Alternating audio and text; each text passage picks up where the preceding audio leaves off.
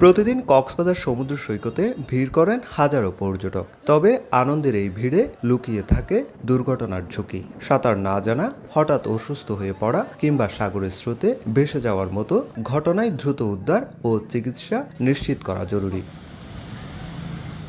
কিন্তু দুর্ঘটনার পর সেই জরুরি সেবাই এখন বড় সংকটে। সৈকতের একমাত্র অ্যাম্বুলেন্সটি দীর্ঘদিন ধরে অচল। অযত্নে নষ্ট হচ্ছে এর যন্ত্রাংশ।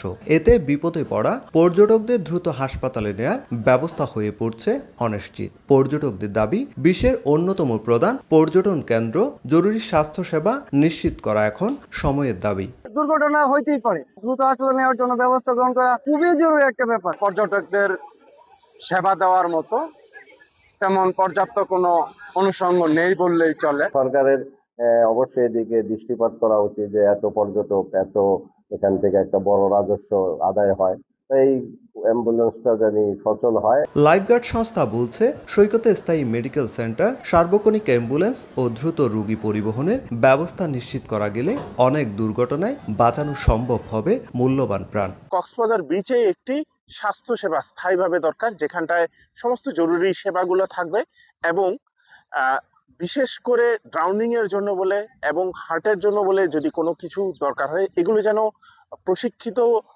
একজন চিকিৎসক যেন সার্বক্ষণিক এখানটায় থাকেন, সেই সেবাটি খুবই দরকারি। তবে অচল অ্যাম্বুলেন্স সচলের উদ্যোগ নেয়ার কথা জানিয়েছেন জেলা প্রশাসক।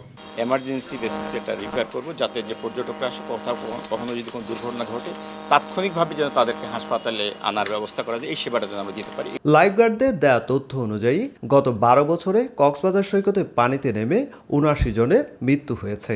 জীবিত উদ্ধার করা হয়েছে 1044 জনকে। সুজাউদ্দিন রুবেল, সময় সংবাদ, কক্সবাজার।